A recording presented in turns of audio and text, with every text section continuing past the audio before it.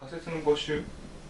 ていうのはどういうふうに？仮設の募集はね、聞いたんです。一回若林の体育館で説明会が役人からあって、で実はこういうふうなことでやりますと、で詳細は緑の、冊子に書いてあるから、それをよく読んで提出してくださいということで、来たんですよ。でいろいろな説明会の時にペット同伴どうなのかっていうふうなことを私は質問したんだけど、それは検討しときますと、後で回答しますということで回答されて、その回答書が黒板に載ってペット同伴 OK と、ただし、ルールは守ってということであるならば OK だと。で他のところの仮設は仮設じゃないや、いわゆるみなし仮設、それはオーナーさんがの OK を取れればいいということで、これはまずいと思って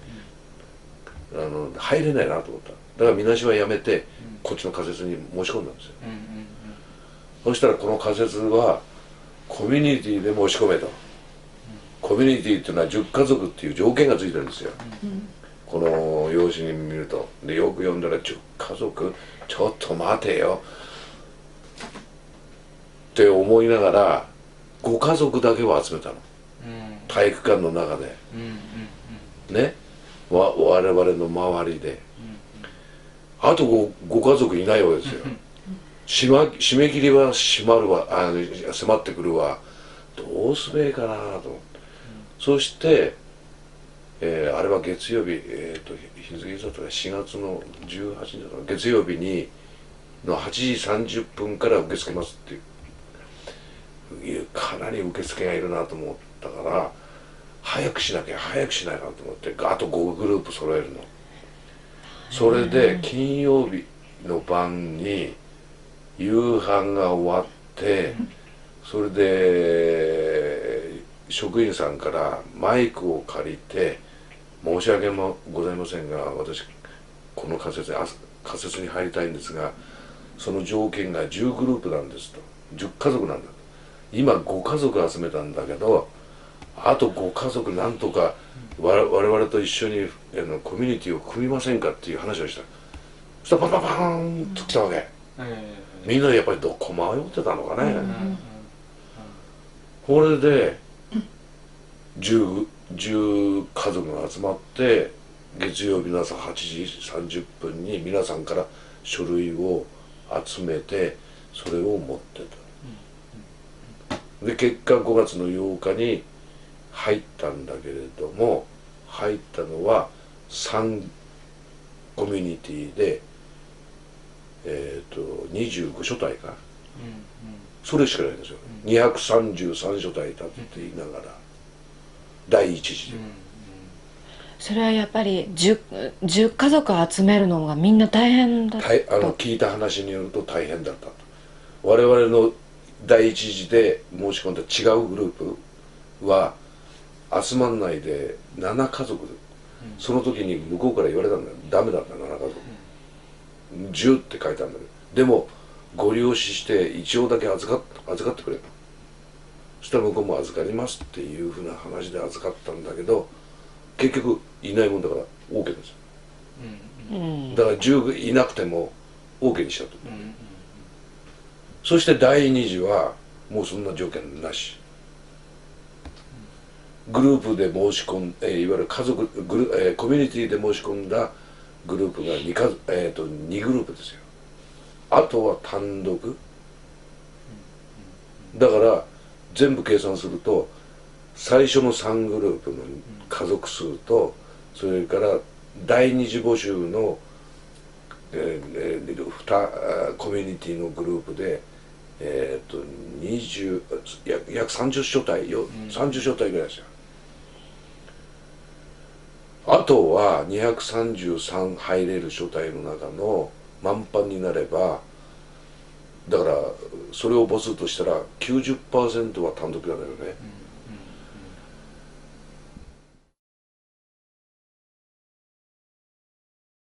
俺が不満に思ってるのは、初めあんな苦労してね、コミュニティを作りながらよ、俺コミュニティについて反対してないわけですよ。した方がいいと。つまり阪神大震災の二の舞を踏まないためにそのコミュニティ制度を作ったわけだから、条件を。だから孤独死だとかそういうのをお互いのコミュニティでカバーしながら支え合っていきましょうよっていうのが偉いだから、それを突発してよ、二次募集から。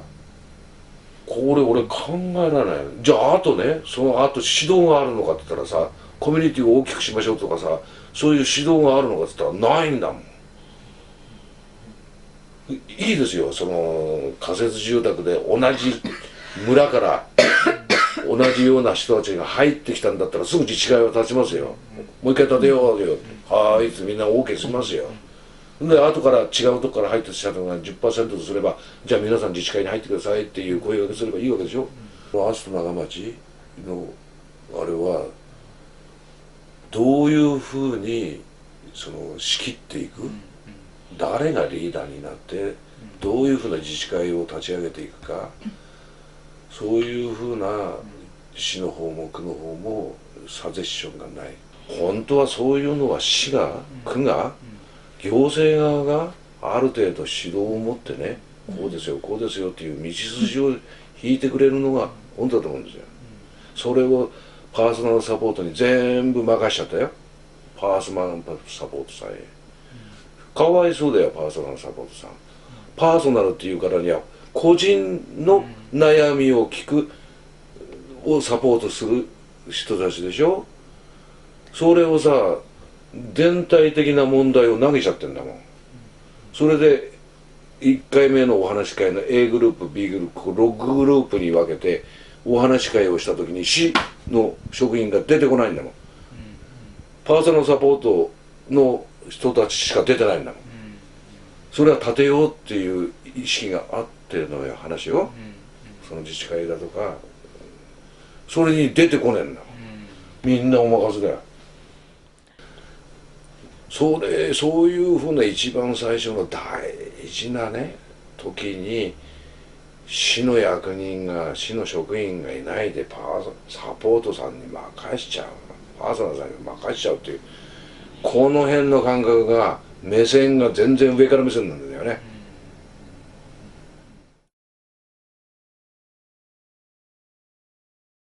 でも今後なんか自治会みたいの立ち上げていくかもみたいな話は起きてるんですか？ここで。起きてます。うん。起きてます。うん。で起きてますけども、それは、我々の中での話だから、そのコミュニティ内での話、コミュニティ内でもそのコミュニティを結びつけようとしたって難しさがあるんだ。私たちはいいや嫌だよとか、コミュニティを抜けて私は嫌だよと。だからそのコミュニティ同士でもこう課外合併するんだって難しいんですよ。それを自治会立てますなんて初めから言っててくださいよ。ふざけんなてめえ、誰がお前リードしてやってんだなんて俺思われたくないし、それは C だとかさ、どっかがやってくれないとさ立てましょうよと。それは自治会でしょ。だからもうしょうがない。その入った5つの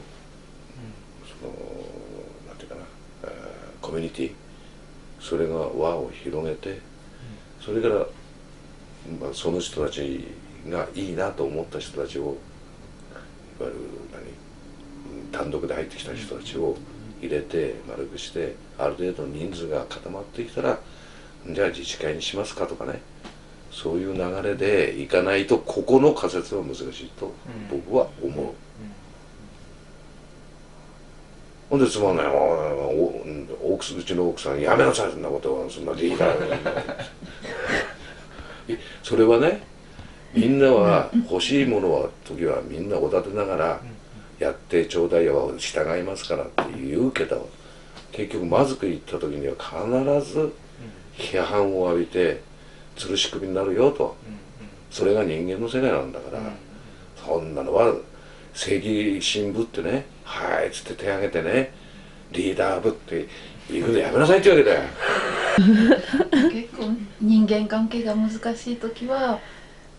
女性同士はどうですかね。女性同士の方が仲良くなりやすいとかってことはないですか、おしゃべりとかして。ねえ、なんか知らない人同士話しやすいのは女性の方が割と、それにズルズル旦那さんたちもなんかついていくのな、どうなんでしょうね。よくね、昔はその郊外にできた団地、いっぱいほら団地がいろんなとこから関係なく入ってきてるから、ああいうとこは子供がねつなげたって言ってましたよね。誰々ちゃんちのお母さんとかっていうの、みんなそういう付き合いが始まって、子供がいっぱいいるから、その子供のこう遊んでるのをこう見守ってる中でこうつながりができたとかね、そういうのがあったみたいですけどね。最近ペットとかどうなんでしょうね。だからペット、ペットつながり、散歩させて、この仮説はペットが OK だから、まずその、5つのコミュニティをまず丸くしといて、それからね順番に一つずつその、ワンちゃん、ペットを飼っている連中を集めて、犬、ペットの NPO さんっていうのがいるんですよ。そこで講習会を受けるっていう形の会議にして集まってもらって、そこでどうですかっていうような話をしとくと、今度ペットの話だからわわわなるわけでしょ。それでまたそこのところの輪を広げてとかね、いろんなことを考えたわけですよ。だから一番今お願いしたのは千葉大で自転車を50台お願いしてるんだけど、サポートしてくれるっていうんで、そうすると輪に入らねえと損だなっていうようなこともないと、なんでただ仲良しグループかと思われたくもないわけですよ。そうするとあそこの中にいるとなんか得するなとか、情報が早いなとかっていう、そうすると入れて、ところが今度僕が今考えてるのは、誰でもでは困っちゃうわけですよ、輪を乱す人は。そうするとそこの核になった人の紹介状を持ってくれば入れますよ。でもやめんのもいつでもいいですよ。来たる者は拒まず、去る者は追わずっていうのを一つの原則として考えてるんですよ。いやもうこんなのつまんないからいらねえよと、いや俺はやめるよと、やめてください、どうぞ入ってくれ、どうぞ入ってください、その代わり我々のこの趣旨は分かってちょうだいよと。それでこう輪を広げて、ある程度の人数の 50% くらいたら自治会という名目で立ててもいいでしょうし、それはもう総意だからね、もうある程度自治会にはなってるんですよね。名前だけは違ってるけど、でもそれは一応のサークルとして同じ考えの趣旨の人たちが集まったっていうグループ。そうしたら何か問題が起きればそこでいろいろ解決しながら、そこのお家へ行ってこういうのは困りますよ、こういうのも変わりますよっていうようなことが言えるようになってくるじゃないですか。